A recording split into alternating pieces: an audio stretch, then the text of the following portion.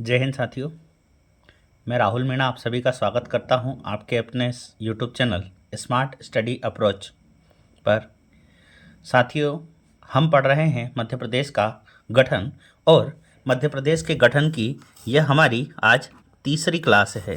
कौन सी क्लास है? तो तीसरी क्लास है। याद रखिएगा, हमारी तीसरी क्लास है। हमने 2 लेक्चर्स में देखा था कि किस प्रकार से हमारे मध्य प्रदेश का गठन का क्रम स्टार्ट हुआ था।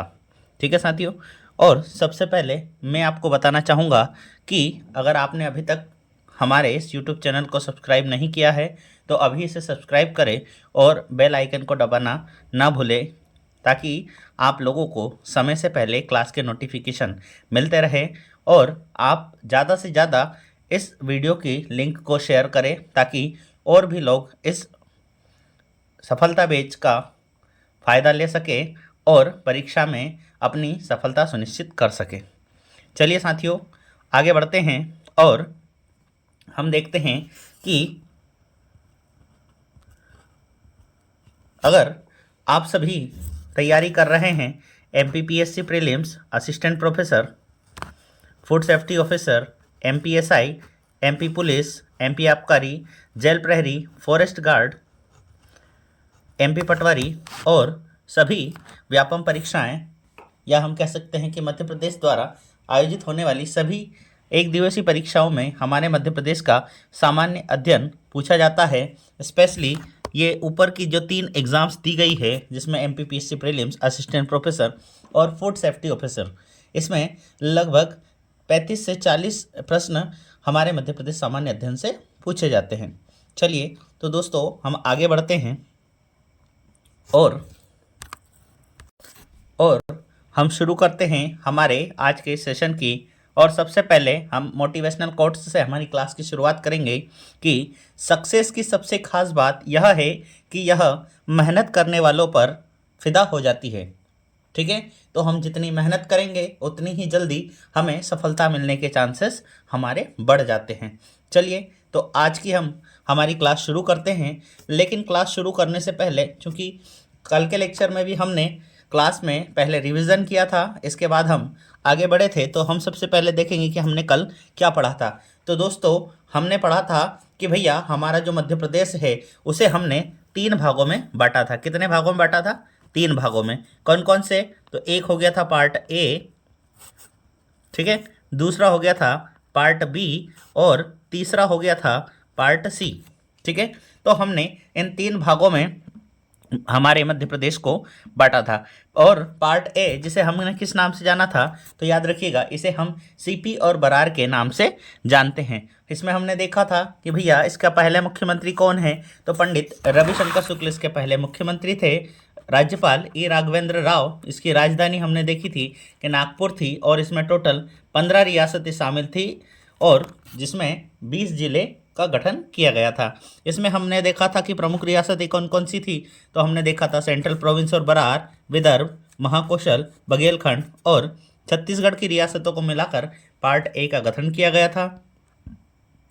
जिसके बाद हमने देखा कि भैया सबसे बड़ी रियासत हमारी कौन सी है, तो बस्तर रियासत हमारी सबसे बड़ी रियासत है। और मकड़ाई रियासत एकमात्र ऐसी रियासत है जो वर्तमान मध्य प्रदेश में सम्मिलित है। साथियों, इसके बाद हमने पार्ट बी देखा था, जिसका नाम क्या था? पार्ट बी, जिसे हम मध्य भारत या इसे ही हम मालवा यूनियन के नाम से जानते हैं। इसके मुख्यमंत्री कौन थे? तो सेठ लीलाधर जोशी इसके पहले मुख्यमंत्री थे। ई तखतमल जैन इसके राज्यपाल थे, जो कि बाद में पार्ट बी के मुख्यमंत्री भी रहे।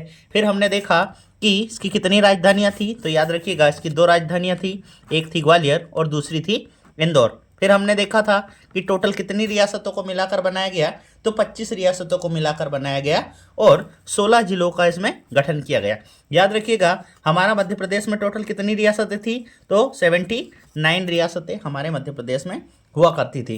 फिर हमने देखा कि 28 मई 1948 को पार्ट बी का गठन किया गया और इसके जो पहले राज प्रमुख थे वो जीवाजी राव सिंधिया, जो कि सिंधिया राजवंश से संबंधित थे, और उपराज प्रमुख यशवंतराव होलकर सेकंड या द्वितीय को उप राज प्रमुख बनाया गया था। ठीक है। इसके बाद हमने देखा था कि जो पार्ट सी है, पार्ट सी जिसे हम किस नाम से जानते हैं, तो इसे हम विंध्य प्रदेश के नाम से जानते हैं। और इसके मुख्यमंत्री कौन थे, तो शंभुनाथ शुक्ल इसके मुख्यमंत्री थे। और इसकी राजधानी क्या थी, तो रीवा थी। याद रखिएगा, पार्ट ए की राजधानी नागपुर, पार्ट बी की राजधानी इंदौर और ग्वालियर, पार्ट सी की राजधानी रीवा। ठीक है। इसका गठन कब किया गया, तो 4 अप्रैल 1948 को इसका गठन किया गया। और इसमें कितने जिले शामिल थे, तो 8 जिले इसमें शामिल थे। फिर हमने देखा था कि पार्ट सी का जो गठन है वो बुंदेलखंड और बघेलखंड की रियासतों को मिलाकर इसका गठन किया गया था, जिसमें कितनी रियासतें शामिल थी, तो 38 रियासतों को हमने इसमें शामिल किया था। फिर हमने देखा कि 4 अप्रैल 1948 को NV गॉडगिल द्वारा विंध्य प्रदेश का गठन किया गया। ठीक है। फिर हमने देखा था कि इसके जो राज प्रमुख थे वो थे उस समय के रीवा के महाराजा मार्तंड सिंह देव। याद रखिएगा, रीवा में ही महाराजा मार्तंड सिंह देव व्हाइट टाइगर सफारी भी है जो इन्हीं के नाम पर रखी गई है। ठीक है। आगे हम बढ़ते हैं और हम देखते हैं कि बुंदेलखंड क्षेत्र का मुख्यमंत्री किसे बनाया गया था, तो कामता प्रसाद सक्सेना जी को यहाँ का मुख्यमंत्री बनाया गया था। और इसकी राजधानी क्या थी, तो नौगांव, जो कि वर्तमान छतरपुर में आती है। ठीक है। फिर हमने बघेलखंड को देखा था जिसका मुख्यमंत्री किसे बनाया गया, तो कैप्टन अवधेश प्रताप सिंह को इसके मुख्यमंत्री बनाए गए। और इसकी राजधानी क्या थी, तो इसकी राजधानी रीवा थी। ठीक है। इसके बाद हमने देखा कि भोपाल जो किस भाग के अंतर्गत आता था, तो याद रखिएगा भाग सी के अंतर्गत ही भोपाल आता था। और जिसकी राजधानी क्या थी, तो इसकी राजधानी भोपाल ही थी। ठीक है। फिर हमने देखा था कि भोपाल भी क्या चाहता था कि वो भी एक स्वतंत्र राष्ट्र बनकर रहे, वो किसी भी देश में शामिल होना नहीं चाहता था।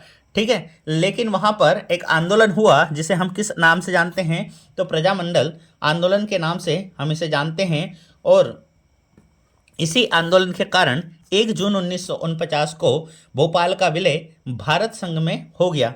ठीक है। और 1949 से लेकर तो 1950 तक NB बनर्जी इसके मुख्य आयुक्त बनाए गए। लेकिन उसके बाद में 1952 में डॉक्टर शंकर दयाल शर्मा जी को मध्य प्रदेश का मुख्यमंत्री बनाया गया। और इसके राज प्रमुख किसे बनाया गया था, तो नवाब हमीदुल्ला खान को इसका राज प्रमुख बनाया गया था। फिर हमने देखा था कि पार्ट सी में कितनी रियासतें शामिल थी, तो 1 रियासत और 2 जिले इसमें शामिल थे। ठीक है। आगे हम बढ़ते हैं और आगे हमने देखा था कि हमारे यहाँ पर देसी रियासतें थी लगभग 662, जिसमें से 559 रियासतें इसमें शामिल हो गई थी। ठीक है।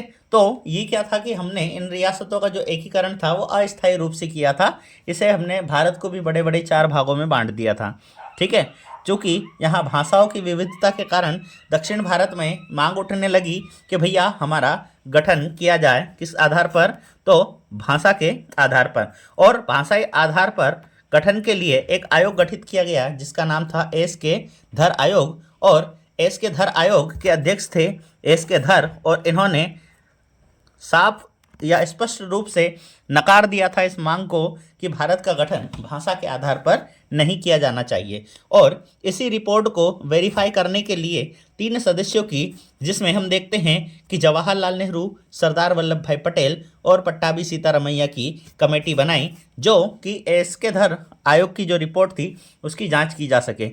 और इन्होंने इस रिपोर्ट में माना कि एस.के. धर ने जो तथ्य दिए हैं उसी को इन्होंने स्वीकार कर लिया। और फिर हमने देखा था कि दक्षिण भारत में पोट्टी श्रीरामलू ने कितने दिन की हड़ताल की थी, तो 58 दिन की हड़ताल के बाद इनकी मृत्यु हो गई थी। और फिर दक्षिण भारत में उग्र आंदोलन प्रारंभ हुए। इसके बाद में 1 अक्टूबर 1953 को भाषा के आधार पर गठित होने वाला पहला राज्य कौन सा बन गया था, आंध्र प्रदेश बन गया था, जो कि किस भाषा का था, तो तेलुगु भाषा का था। ठीक है। फिर भारत सरकार द्वारा राज्य पुनर्गठन आयोग, या इसे ही हम एक और नाम से जानते हैं क्या, फजल अली आयोग के नाम से इसका गठन किया गया। सॉरी। और कितने सदस्यीय आयोग था ये, तो याद रखिएगा 3 सदस्यीय आयोग था। पहला जो अध्यक्ष थे वो थे फजल अली, और इसके 2 सदस्य थे के.एम. पनिक्कर और हृदयनाथ कुंजरू। और इन्होंने क्या बताया कि भैया हमारे यहाँ पर 7 राज्य और 6 केंद्र शासित प्रदेशों का गठन किया जा सकता है। ठीक है, तो यहाँ तक हमने समझा था। इसके आगे की कहानी भी हमने देखी थी कि भाई जब भाषा के आधार पर गठन हो रहा है तो मध्य प्रदेश का गठन भी उसी आधार पर होगा। तो चूंकि हमारे पार्ट ए के 8 ऐसे जिले थे जो मराठा भाषी थे, जिसमें बुल्ढाना, अकोला, अमरावती, यवतमाल, वर्धा, चांदा और नागपुर, ये सभी के सभी 8 जो जिले थे वो कौन सी भाषा के थे? तो मराठा भाषी जिले थे, जिसे हमने तत्कालिक मुंबई प्रांत को दे दिया था और शेष भाग हमने मध्य प्रदेश में मिला लिया था। पार्ट बी में हमने क्या किया कि सिरोंज तहसील, कोटा जिले की सिरोंज तहसील को विदिशा में मिला लिया और मंदसौर जिले की भानपुरा तहसील का सुनहल टप्पा हमने राजस्थान को देकर शेष भाग मध्य प्रदेश में मिला लिया। और पार्ट सी हमने पूरा का पूरा ही मध्य प्रदेश में मिला लिया था। और इस प्रकार हमारे यहाँ पर 43 जिले और 8 संभागों का गठन हो चुका था। तो अब इसके आगे की कहानी, ये तो हमने कल तक की कहानी देखी थी और इसके आगे की कहानी हम आज शुरू करेंगे। तो चलिए आगे बढ़ते हैं और हम देखते हैं कि जब हमारे यहाँ पर मध्य प्रदेश का गठन हो गया, कब हो गया मध्य प्रदेश का गठन? तो याद रखिएगा 1 नवंबर 1956। ठीक है, 1 नवंबर 1956 को हमारे मध्य प्रदेश का गठन हो गया। अब आप ये बताइए कि हमारे मध्य प्रदेश का जब गठन हुआ तो इसकी राजधानी क्या थी? तो याद रखिएगा इसकी राजधानी भोपाल थी। और भोपाल क्या उस समय पर कोई जिला था? तो नहीं, ये उस समय पर सीहोर जिले की एक तहसील हुआ करती थी। ठीक है, अगर पूछ लिया जाए कि राज्य पुनर्गठन आयोग की पहली पसंद या मध्य प्रदेश की राजधानी के रूप में पसंद क्या थी, तो उसका सही जवाब हो जाएगा जबलपुर। ठीक है, चलिए अब हम देखते हैं कुछ फैक्ट, जिसमें हम देखते हैं कि मध्य प्रदेश के पहले मुख्यमंत्री कौन थे? तो पंडित रविशंकर शुक्ल मध्य प्रदेश के पहले मुख्यमंत्री थे, लेकिन ये अनिर्वाचित मुख्यमंत्री थे। क्यों? क्योंकि उस समय पर चुनाव हुए ही नहीं थे, डायरेक्ट इनको अपॉइंट कर दिया गया था। ठीक है, और प्रथम राज्यपाल की बात करेंगे तो पट्टाभी सीतारमैया मध्य प्रदेश के प्रथम राज्यपाल बनने का इन्हें गौरव प्राप्त हुआ। ठीक है, अब चूंकि हमारे जो पंडित रविशंकर शुक्ल है, ये मध्य प्रदेश के ऐसे मुख्यमंत्री हैं जिनका कार्यकाल लगभग एक बहुत छोटा कार्यकाल रहा और ये अपने पद पर ही रहते हुए इनकी मृत्यु हो गई। और जब इनकी मृत्यु हो गई तो हमारे यहाँ पर कार्यवाहक मुख्यमंत्री बनाए गए। और किन्हें बनाया गया? तो याद रखिएगा भगवंत राव मंडलोई जी को हमारे यहाँ पर पहला कार्यवाहक मुख्यमंत्री बनाया गया। और इसके बाद में हमारे मध्य प्रदेश में पहली बार चुनाव हुए और पहले निर्वाचित मुख्यमंत्री किसे बनाया गया? तो याद रखिएगा कैलाश नाथ काटजू जी, जो कि हमारे मध्य प्रदेश के पहले निर्वाचित मुख्यमंत्री थे। ठीक है, चलिए अब आगे हम बढ़ते हैं और हम देखते हैं कि भैया हमारे यहाँ पर जिलों का गठन का क्या क्रम रहा। क्योंकि अभी हमने देखा कि हमारे 1 नवंबर 1956 को 43 जिले और 8 संभाग है। ठीक है, तो ये जिले आगे बढ़ते बढ़ते कुल 61 जिले और लगभग 12 संभाग हो जाएंगे। फिर कुछ इनका विभाजन होगा और फिर आज की वर्तमान स्थिति देखेंगे तो 55 जिले और 10 संभाग हमारे मध्य प्रदेश में हो जाएंगे। तो चलते हैं हम सीधा, और वर्ष है 1972। ठीक है, मैं थोड़ा स्पेस बना लेता हूँ, इसको इरेज कर देता हूँ। ठीक है, चलिए तो 1972 की बात करेंगे तो 1972 में हमारे यहाँ पर कितने जिले बनाए गए थे? तो याद रखिएगा 2 नए जिलों का गठन हुआ था। कौन कौन से?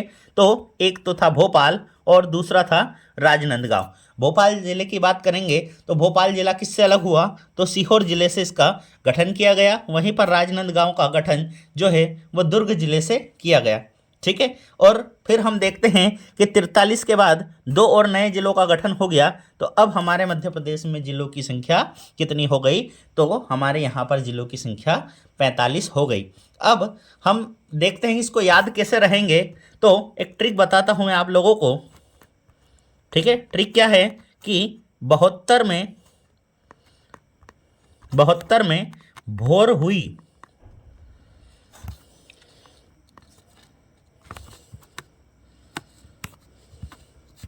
ठीक है, तो हमारे ट्रिक को हम कैसे याद रखेंगे? तो 72 से हो गया 1972 और भोर में भ से हो गया भोपाल और र से हो गया राजनांदगांव। यानी कि 1972 में कितने जिलों का गठन हो गया? 2 जिलों का गठन हो गया। कौन कौन से दो जिले? तो एक था भोपाल जो कि सीहोर जिले से अलग हो गया, दूसरा था राजनांदगांव जो कि दुर्ग जिले से अलग हो गया। चलिए आगे बढ़ते हैं और हम देखते हैं कि इसी समय पर यानी कि इसके कुछ समय बाद 1980 में हमारे यहाँ पर 3 संभागों का गठन हुआ। ठीक है, मैं इसको इरेज कर देता हूँ ताकि हमें लिखने में सहूलियत रहे। ठीक है, चलिए तो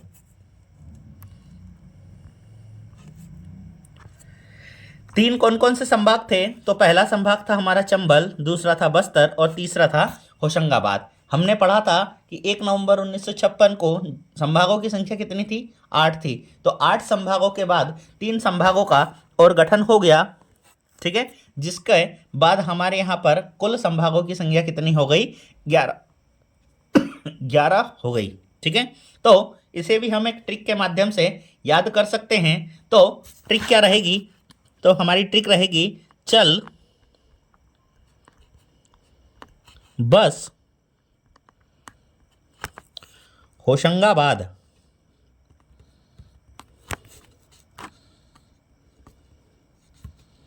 ठीक है, हमारी ट्रिक क्या हो गई? चल बस होशंगाबाद। ठीक, तो चल से क्या हो गया? चंबल, बस से हो गया बस्तर और होशंगाबाद से क्या हो गया? होशंगाबाद। चल बस होशंगाबाद।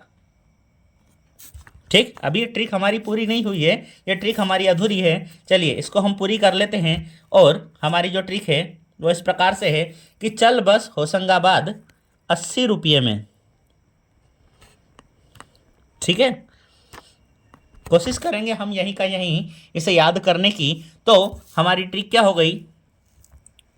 ठीक, चलिए हमारी ट्रिक हो गई चल बस होशंगाबाद। ठीक, तो चल से संबल, बस से बस्तर, होशंगाबाद और 80 से क्या हो गया हमारा? 1980। तो इस प्रकार से हमने 1972 में देखा कि 2 जिले भोपाल और राजनांदगांव और 1980 में 3 संभाग चंबल, बस्तर और होशंगाबाद का गठन हुआ। ठीक है, आगे बढ़ते हैं और आगे हम देखते हैं कि हमारे यहाँ पर अब चूंकि हमारे जो भोपाल है, भोपाल से यानी प्रशासनिक क्षेत्र है जो, वहाँ से बहुत सारे जिलों की दूरियां बहुत होने के कारण या सही से व्यवस्था ना होने के कारण या पिछड़ेपन होने के कारण यहाँ पर अब जिलों का हमारे यहाँ पर गठन किया जाएगा। और उसके लिए हमारे मध्य प्रदेश सरकार द्वारा एक आयोग का गठन किया जाएगा जिसे हम किस नाम से जानेंगे? तो याद रखिएगा, जिला पुनर्गठन आयोग। इसके बाद हम आगे बढ़ते हैं और अब हम गठन करेंगे जिला पुनर्गठन आयोग का। और इसका गठन कब किया जाता है? तो वर्ष 1982 में जिला पुनर्गठन आयोग का गठन किया गया और इसके अध्यक्ष किसे बनाया गया? तो BR दुबे जी को जिला पुनर्गठन आयोग का अध्यक्ष बनाया गया। ठीक है, अब हम देखते हैं कि वर्ष 1994 में एक नया संभाग का गठन हुआ जिसे हम रायपुर संभाग के नाम से जानते हैं। कुछ किताबों में रायपुर संभाग का सन अलग भी मिलता है, तो हमें इसका ज़्यादा लोड लेना नहीं है क्योंकि ये मध्य प्रदेश का अभी वर्तमान में हिस्सा है नहीं, तो इससे ज़्यादा प्रश्न पूछे जाने की संभावना नहीं है। बस हमें तो इतना याद रखना है कि अब हमारे यहाँ पर संभागों की संख्या कितनी हो गई? तो हमारे यहाँ पर संभागों की संख्या 11 + 1 टोटल 12 हो गई। ठीक है, अब आगे चलते हैं और जिला पुनर्गठन आयोग के द्वारा ही 25 मई 1998 को हमारे मध्य प्रदेश में 10 नए जिलों का गठन किया गया था, जिसमें से 4 ऐसे जिले हैं जो हमारे वर्तमान के मध्य प्रदेश में शामिल है। तो 4 कौन कौन से जिले हैं? तो याद रखिएगा, बड़वानी, श्योपुर, कटनी और डिंडोरी। ठीक, बड़वानी का गठन किससे किया गया? तो खरगोन से किया गया। श्योपुर का गठन मुरैना जिले से किया गया। कटनी जो कि जबलपुर से अलग होकर एक ज़िला बना और डिंडोरी का जो गठन है वो मंडला जिले से किया गया। ठीक है, तो अगर हम इसके ट्रिक की बात करेंगे तो बड़वानी का B, श्योपुर का S, कटनी का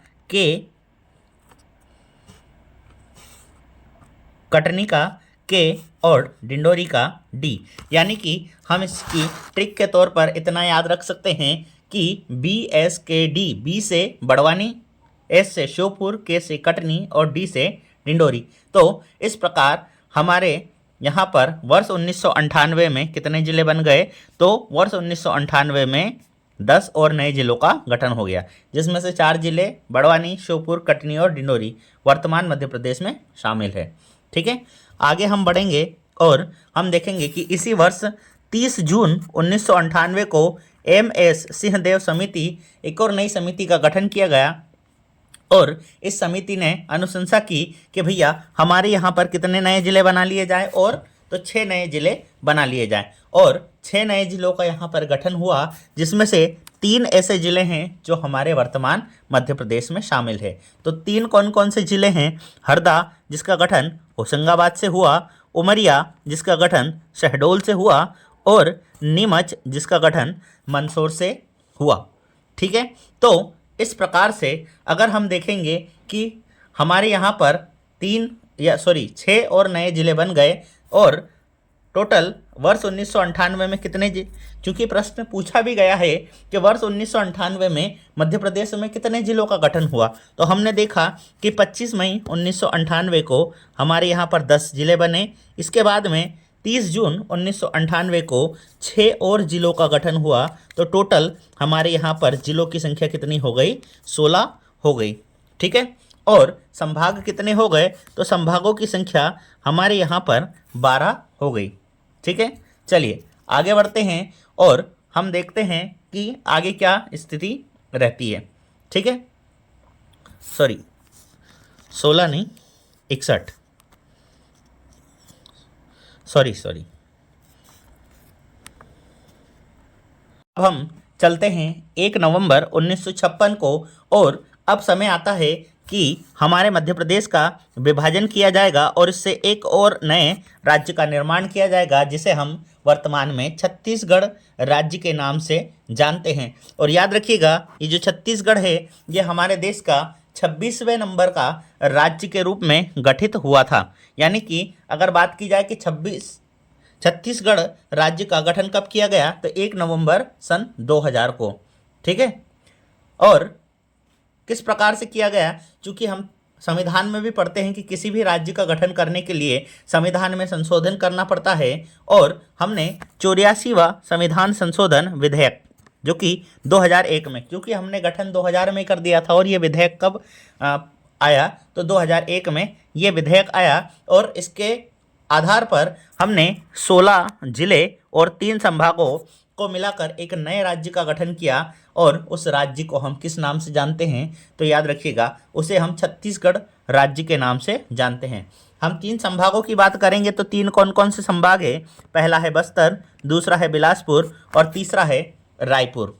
ठीक है, चलिए अब हम बात करेंगे कि जब नए राज्य का गठन होता है तो उसका मुख्यमंत्री बनाया जाता है।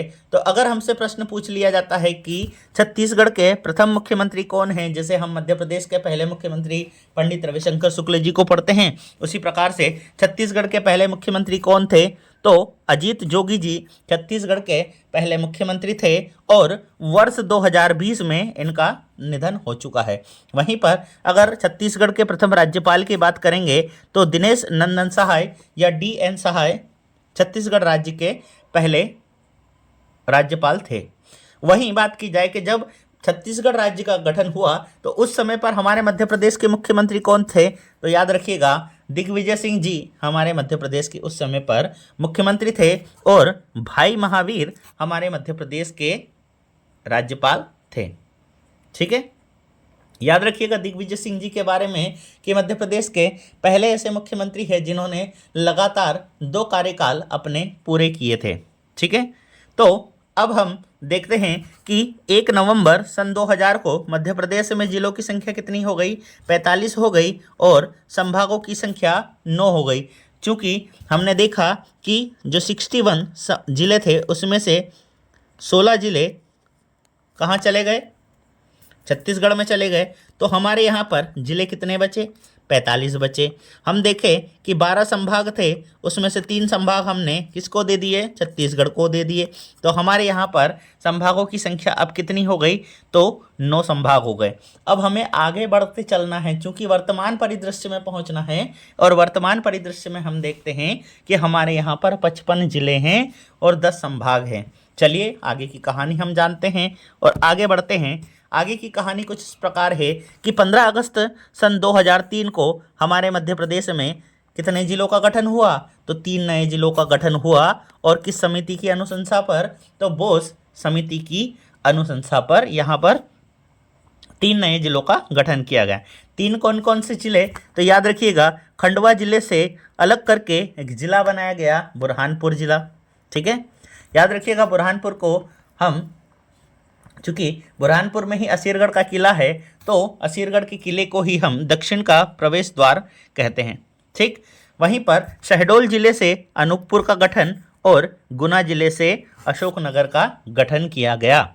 ठीक है, तो कितने जिले बने? 3 जिले। कौन कौन से? बुरहानपुर, अनूपपुर और अशोकनगर। बुरहानपुर किससे अलग हुआ? खंडवा से। अनूपपुर शहडोल से। अशोकनगर गुना से। ठीक है, तो इस प्रकार हम देखते हैं कि 3 और जिले बन गए और 45 + 3 मिलाकर 2003 में हमारे यहाँ कितने जिलों की संख्या हो गई? तो जिलों की संख्या कुल 48 हो गई। ठीक है, तो अगर इसकी ट्रिक की बात करेंगे तो बी से बन गया बुरहानपुर, ए से हो गया अनूपपुर, ठीक है, और ए से हो गया अशोकनगर। ठीक, तो ब हमारी ट्रिक क्या हो गई? ब घर के बोस। ठीक है, ब घर के बोस। ठीक, तो ब का क्या मतलब हो गया? तो बी से हो गया बुरहानपुर, ए से हो गया अनूपपुर और ए से हो गया अशोकनगर। ठीक है, और बोस से क्या हो गया? तो याद रखिएगा, बोस से बोस समिति।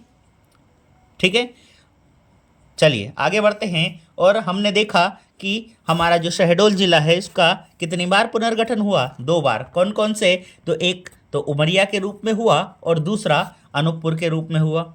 ठीक है, आगे बढ़ते हैं और अब हम चलते हैं मई 2008 में। और उस समय पर हमारे मध्य प्रदेश में कितने जिलों का गठन हुआ? तो 2 जिलों का गठन हुआ। ठीक है, लेकिन इन 2 जिलों का गठन अलग अलग तिथि को हुआ। तो पहला जो 49वां जिला बना वो कब बना? 17 मई 2008 को। और अलीराजपुर को नया जिला बनाया गया, किससे अलग करके? झाबुआ से। तो अगर प्रश्न पूछा जाता है कि मध्य प्रदेश का 49वां जिला कौन सा है, चूंकि अभी हमने 2003 में 3 जिले बनाए, लेकिन हम उसमें से बता नहीं सकते कि कौन सा 46वां है, कौन सा 47वां है, कौन सा 48वां है। लेकिन यहाँ हम अलग से बता सकते हैं, डिफाइन कर सकते हैं कि भैया 49वां जिला हमारा कौन सा है? तो अलीराजपुर हमारा 49वां जिला है। और वहीं पर 50वें जिले की बात करेंगे तो 24 मई 2008 को सीधी जिले से अलग करके सिंगरौली को जिला बनाया गया। सॉरी, लेकिन अब इन 2 जिलों के बनने से हमारे मध्य प्रदेश की परिस्थिति थोड़े चेंज हो गई। कैसे? क्योंकि पहले हमारा जो पूर्वी जिला हुआ करता था वो सीधी हुआ करता था, लेकिन सीधी से सिंगरौली बनने के बाद अब हमारे मध्य प्रदेश का सबसे पूर्वी जिला कौन सा कहलाएगा? तो सिंगरौली को हम पूर्वी जिला कहेंगे। और चूंकि झाबुआ हमारे मध्य प्रदेश का पश्चिमी जिला कहलाता था, तो इसके गठन के बाद अलीराजपुर अब हमारे मध्य प्रदेश का पश्चिमी जिला कहलाएगा। ठीक है, तो हमारे यहाँ पर जिलों की टोटल संख्या कितनी हो गई? 50 हो गई। ठीक है, चलिए आगे बढ़ते हैं। आशा करता हूँ कि आप सभी को इस क्लास में मज़े आ रहे होंगे, क्योंकि हम ट्रिक्स के साथ में इसे बहुत अच्छे से और यहीं क्लास में ही याद कर रहे हैं। ठीक है, तो वीडियो को लाइक कीजिएगा, शेयर कीजिएगा, सब्सक्राइब कीजिएगा। ठीक है, आगे बढ़ते हैं। चलिए आगे हम बढ़ेंगे और वर्ष 2008 में ही 14 जून को हमारे मध्य प्रदेश में एक संभाग का गठन होता है और इसे हम शहडोल संभाग के नाम से जानते हैं। और हमने देखा कि 9 तो संभाग थे ही सही, और अब ये हमारा कौन से नंबर का संभाग बन गया? तो 10वें नंबर का और नवीनतम संभाग बन गया। ठीक है,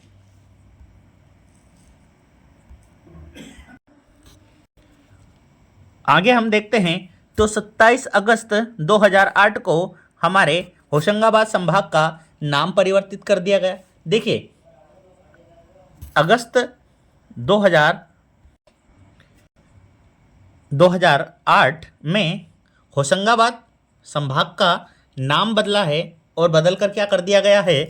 तो इसका नाम हमने नर्मदापुरम कर दिया गया। लेकिन अगर हमसे पूछे कि नवीनतम संभाग कौन सा है, तो वो शहडोल संभाग होगा, ना कि होशंगाबाद संभाग, क्योंकि होशंगाबाद तो हमने पहले ही बना दिया था वर्ष 1980 में, लेकिन 2008 में हमने इसका नाम बदल दिया। ठीक है, और 8 फरवरी 2022 को, ठीक है, ये एक ज़ीरो ज़्यादा लग गया, इसको इग्नोर कीजिएगा, 2022 को होशंगाबाद जिले का नाम बदलकर हमने इसका नाम क्या कर दिया, नर्मदापुरम कर दिया। तो पहले हमने होशंगाबाद संभाग का नाम बदल के नर्मदापुरम किया, और अभी 2022 में हमने होशंगाबाद जिले का नाम बदलकर भी क्या कर दिया, नर्मदापुरम कर दिया। ठीक है, आगे बढ़ते हैं और अब हम चलते हैं हमारे 51वें जिले की तरफ। और 51वें जिले का गठन कब किया गया, तो 16 अगस्त 2013 को 51वें जिले का गठन किया गया, और इसे हम आगरमालवा जिले के नाम से जानते हैं। और इसका गठन किस जिले से अलग करके किया गया, तो याद रखिएगा इसका गठन शाजापुर जिले से अलग करके किया गया, और आगरमालवा हमारे मध्य प्रदेश का 51वां जिला बना। अब हम आगे बढ़ते हैं और 52वें जिले की बात करेंगे, तो 1 अक्टूबर 2018 को निवाड़ी को नवीनतम जिला बनाया गया, और इस जिले का जो गठन है वो किससे अलग करके किया गया, तो टीकमगढ़ जिले से निवाड़ी जिले का गठन किया गया। याद रखिएगा दोस्तों, हमें सन याद रखने में दिक्कत नहीं आएगी। क्यों नहीं आएगी, क्योंकि हम इसे एक तरीके से याद रखेंगे कि जब जब भी चुनावी वर्ष आता है तो हमारे मध्य प्रदेश में एक ना एक जिला बनता ही है। ठीक है, 2013 भी चुनावी साल था, 2018 भी चुनावी साल था, और 2023 भी चुनावी साल था। और हम देखते हैं कि 2023 में हमें 3 जिले मिलते हैं, और 3 जिले कौन कौन से, तो याद रखिएगा 53वां जिला जो 15 अगस्त सन 2023 को रीवा जिले से अलग करके हमने किसका गठन किया, तो मऊगंज जिले का गठन किया गया। ठीक है, वहीं पर 54वें जिले की बात करेंगे तो 5 अक्टूबर 2023 को पांढुर्ना जिले का गठन किया गया, छिंदवाड़ा जिले से अलग करके। अब आप लोग सोच रहे होंगे कि सर हमने यहाँ 54वां और 55वां जिला कैसे डिसाइड कर दिया, क्यों, क्योंकि 55वां जो जिला है उसका गठन भी हमने कब किया, 5 अक्टूबर 2023 को। और कौन सा जिला है, तो मैहर जिले का गठन किया गया सतना जिले से अलग करके। तो हम इसको अलग इसलिए बता सकते हैं क्योंकि पहले मध्य प्रदेश सरकार द्वारा पांढुर्ना जिले का नोटिफिकेशन जारी किया था, और उसके बाद में मैहर जिले के नोटिफिकेशन जारी किया था। तो इस प्रकार हम देखते हैं कि वर्तमान में हमारे मध्य प्रदेश में कुल कितने ज़िले हैं, तो 55 ज़िले हैं और 10 संभाग हैं। ठीक है, तो अगर हमसे ज़िलों से प्रश्न आएंगे तो या तो हमसे 49वां जिला पूछेंगे। ठीक है, तो हम देखते हैं कि 49वां जिला हमारा कौन सा हो गया, अलीराजपुर हो गया। 50वां जिला सिंगरौली हो गया। अगर स्पेसिफाई करके पूछें कि कौन से नंबर का जिला कौन सा है, ठीक है, तो 49 और 50 हो गया। इसके बाद 51वां जिला हमारा कौन सा हो गया, आगरमालवा। 52वां जिला निवाड़ी। 53वां जिला मऊगंज। 54वां जिला हमारा पांढुर्ना, और 55वां जिला हमारा मैहर, जो कि नवीनतम जिला है। ठीक है, तो हमें क्या याद रखना है कि 2023 में कितने जिले बने, 3 जिले बने। जैसे 2003 में कितने बने थे, तो 3। तो देखिए 2023 का 3 को पकड़ लीजिए और हम याद रखेंगे 3 जिले कौन कौन से, मऊगंज, पांढुर्ना और मैहर। ठीक है, तो इस प्रकार से हमारा ये जो पहला चैप्टर है वो समाप्त होता है। लेकिन इसे समाप्त करने से पहले हम एक छोटा सा टॉपिक देखेंगे जिसे हम मध्य प्रदेश परिसीमन आयोग के नाम से जानते हैं। मध्य प्रदेश परिसीमन आयोग का गठन तत्कालिक मुख्यमंत्री या डॉक्टर मोहन यादव जी ने किया, और इसको गठित करने का उद्देश्य क्या था, क्योंकि राज्य में जिले और सीमाओं की जो संभागों की सीमाएं हैं इनकी समीक्षा की जाए, और इसे नए तरीके से वापस से इनकी सीमाएं निर्धारित की जाए। तो हो सकता है कि भविष्य में कुछ जिलों की संख्या या तो बढ़ सकती है या घट सकती है, या कुछ ऐसा होगा कि एक ज़िले की कुछ तहसीलें किसी दूसरे ज़िले में शिफ्ट हो जाए। ठीक है, तो इसमें हमारे काम की चीज़ क्या है, तो मध्य प्रदेश परिसीमन आयोग जो कि सितंबर 2024 में गठित किया गया था, उसके अध्यक्ष किसे बनाया गया था, तो याद रखिएगा हम मनोज श्रीवास्तव जी को मध्य प्रदेश परिसीमन आयोग का अध्यक्ष बनाया गया था। तो हमें यह नाम याद रखना है। ठीक है, आगे बढ़ते हैं। चलिए, तो थैंक यू। हमारा ये पहला जो अध्याय था मध्य प्रदेश का गठन, वो यहीं पर समाप्त होता है। आशा करता हूँ आप सभी ने इसे बहुत एंजॉय किया होगा और यहीं पर आप सभी को याद हो गया होगा। ठीक है, तो आज के लिए फ़िलहाल इतना ही। धन्यवाद। एक गुजारिश रहेगी आप लोगों से कि अगर अभी तक आपने हमारे इस YouTube चैनल को सब्सक्राइब नहीं किया है तो इसे अभी सब्सक्राइब कर लीजिए और अपने साथियों के साथ इसकी लिंक शेयर कीजिए ताकि अधिक से अधिक लोग इस सुविधा का लाभ ले सकें। धन्यवाद।